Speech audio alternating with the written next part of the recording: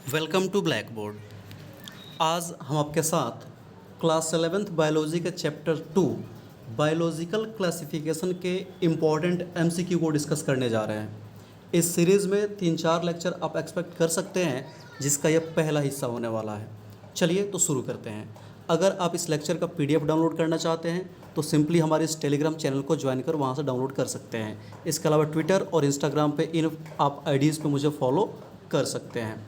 चलिए शुरू करते हैं। पहला क्वेश्चन है, all eukaryotic unicellular organism belongs to. इसका हिंदी भी लिखा गया है, सभी यूकैरियोटिक एक कोशिक संबंधित होते हैं। किससे संबंधित होते बताना है। ऑप्शन है मोनेरा, दूसरा है प्रोटिस्टा, तीसरा है फंगी, चौथा है बैक्टीरिया। अब ध्यान दीजिएगा, ऐसे क्वेश्चंस के ना कुछ कीवर्ड्स होते हैं जिनको बड़े आराम से आपको समझना पड़ता है। अगर वहाँ आपने मिस्टेक करा तो सीधे गलती हो जाएगा। जैसे दो बातें यहाँ पे है। पहला यूकैरियोटिक, ध्यान से देखेंगे इस क्वेश्चन में क्या पूछा गया है, तो यूकैरियोटिक और फिर है यूनिसेलुलर। अगर इस दोनों में थोड़ी सी भी गड़बड़ी आपके समझने में हुई, मिसअंडरस्टैंडिंग हुआ, तो आपका क्वेश्चन गलत हो जाएगा। दो वर्ड है, क्या है, एक यूकैरियोटिक है, दूसरा यूनिसेलुलर है। यूनिसेलुलर का माने हुआ एक कोशिका वाला, ठीक है, जिसमें सिंगल सेल होता है। और यूकैरियोटिक का माने हुआ जिसका वैसा सेल जिसका केंद्रक न्यूक्लियस मेम्ब्रेन बाउंड होता है, कोशिका से घिरा हुआ होता है।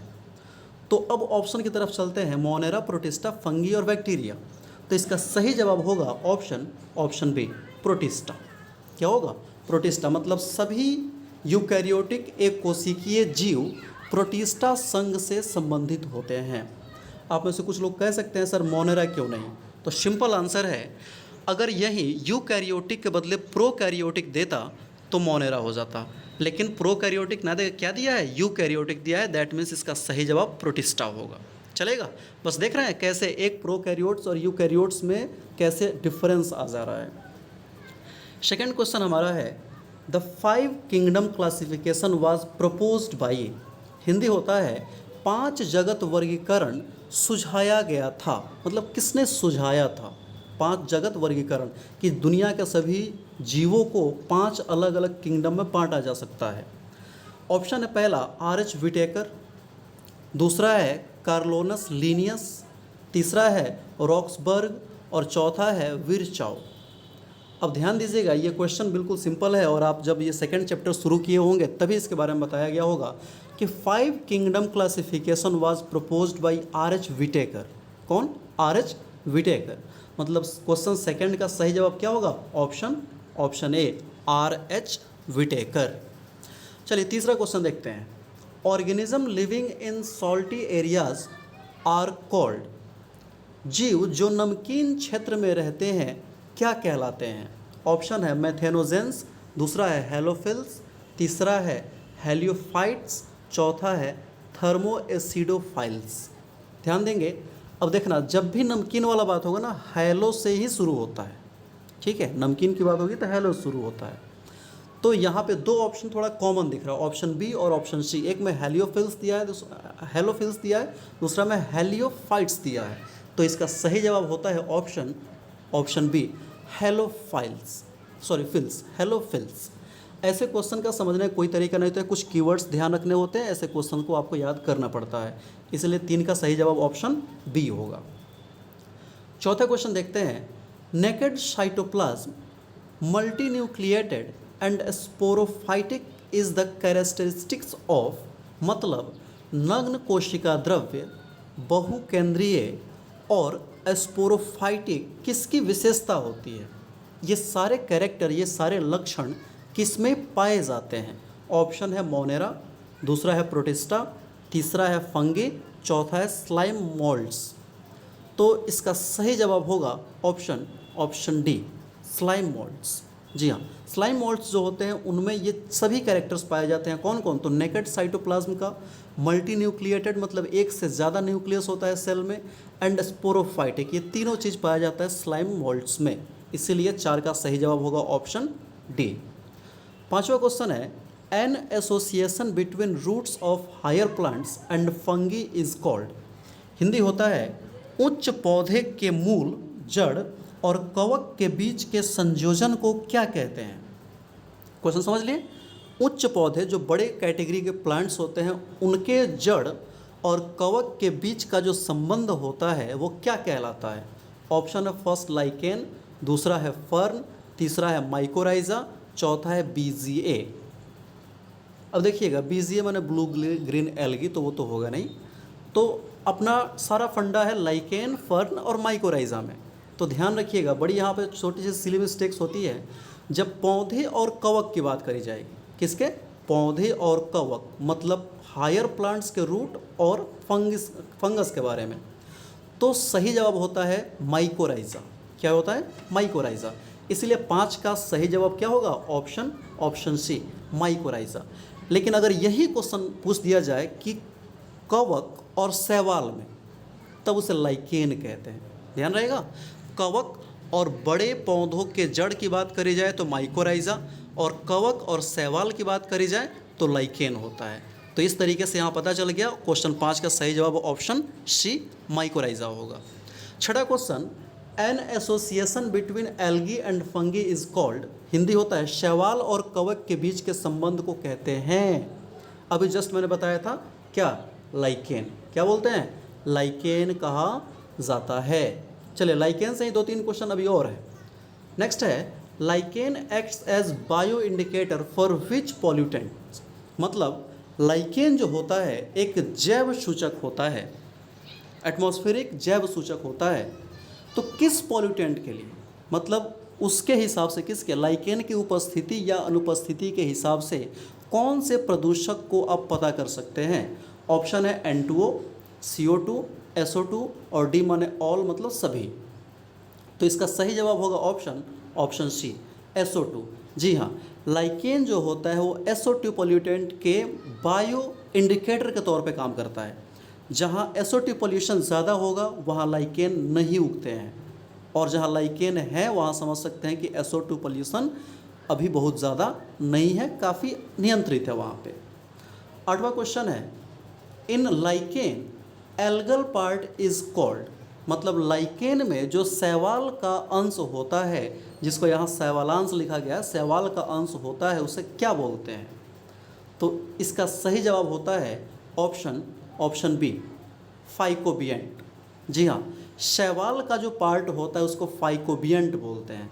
चलेगा, माइकोबिएंट से कंफ्यूज नहीं होना है, शैवाल के पार्ट को फाइकोबिएंट कहा जाता है। क्यों कहा जाता है? क्योंकि शैवाल के अध्ययन को एल्गल जो स्टडी होता है एल्गीज का, उनके उसको हम लोग फाइकोलॉजी कहते हैं। इसी वर्ड से फाइकोबिएंट बना हुआ है, बायोंट बना हुआ है, इसलिए एल्गल पार्ट को फाइकोबायोंट कहा जाता है। क्वेश्चन 9 है, the fungal part of lichen is called, मतलब लाइकेन के जो कवक का अंश होता है, जिसको कवकांश भी लिखा जाता है, उसको क्या कहते हैं? तो ध्यान रखिएगा, एल्गल पार्ट को फाइकोबिएंट कहते थे, तो फंगल पार्ट को क्या बोलेंगे? माइकोबिएंट बोलेंगे। चलेगा, फंगल पार्ट को माइकोबिएंट कहते हैं क्योंकि फंगस के स्टडी को माइकोलॉजी कहा जाता है। चलिए आगे चलते हैं। Question 10, association between mycobiont and phycobiont are found in, इसका हिंदी नहीं लिखा गया है, मैं बता देता हूँ कि माइकोबायोंट और फाइकोबायोंट दोनों के बीच का जो संबंध है, एसोसिएशन मतलब कि संगठन है, उसको किस रूप में जाना जाता है? मतलब माइकोबायोंट और फाइकोबायोंट मिलेंगे तो क्या कहलाएंगे? ऑप्शन है माइकोराइजा, रूट, लाइकेन्स और बीजीए। तो इसका सही जवाब होगा ऑप्शन सी, लाइकेन्स। चूँकि लाइकेन्स के ही कवक वाले पार्ट को आप कहते थे माइकोबायोंट्स और शैवाल वाले पार्ट को फाइकोबायोंट्स कहते थे, इसलिए माइकोबायोंट और फाइकोबायोंट को कंबाइंडली अब क्या बोलते हैं? लाइकेन ही बोलते हैं।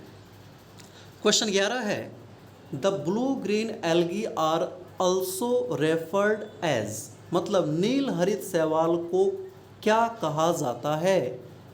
ऑप्शन है cyanobacteria, you bacteria, आर्कियोबैक्टीरिया, heterotrophic bacteria.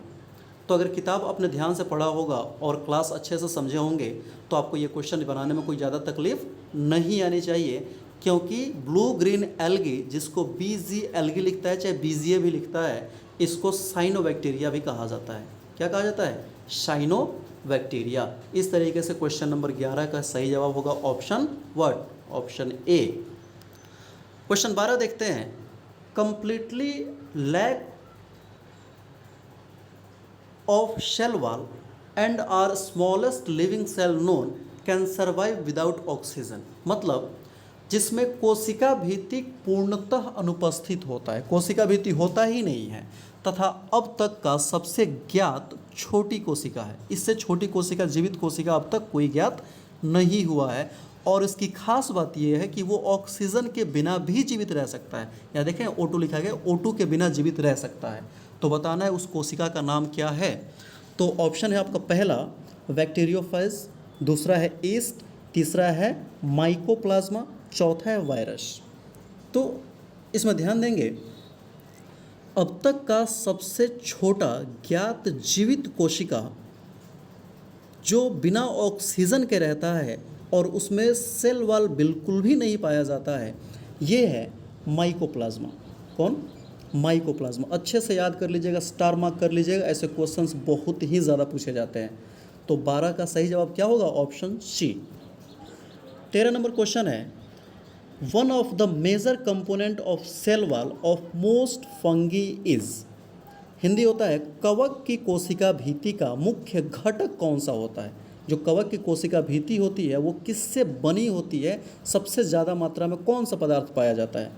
Option है काइटिन, जी हाँ, चाइटिन मत पढ़िएगा इसको, काइटिन, पेप्टिडोग्लाइकोजेन, यहाँ पे स्पेलिंग थोड़ा सा ये है, तीसरा है सेल्यूलोज, चौथा है नन ऑफ दिस। एंटी माने नन ऑफ दिस। तो इसका सही जवाब होगा ऑप्शन ए, काइटिन।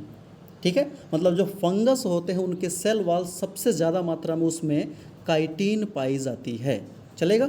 सारे क्वेश्चंस बड़े ही इंपॉर्टेंट हैं, खूब अच्छे से देखिए, समझिए।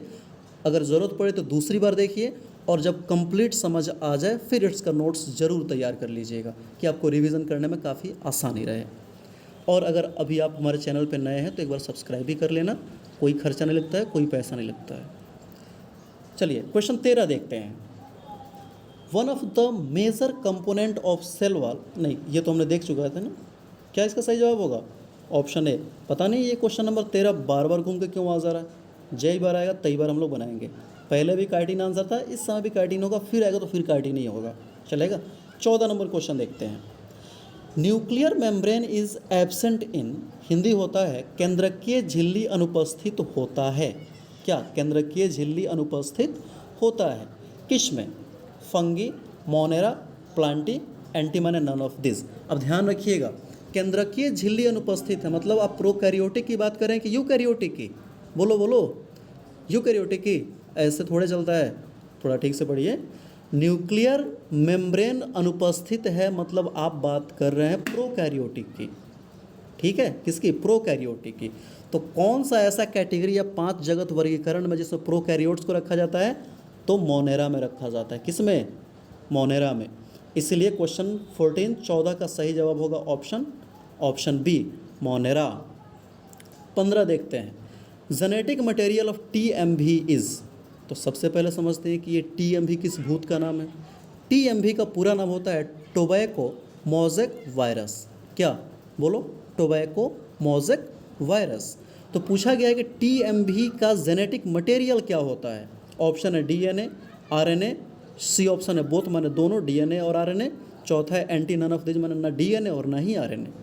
तो इसका सही जवाब होगा ऑप्शन बी, RNA। क्या?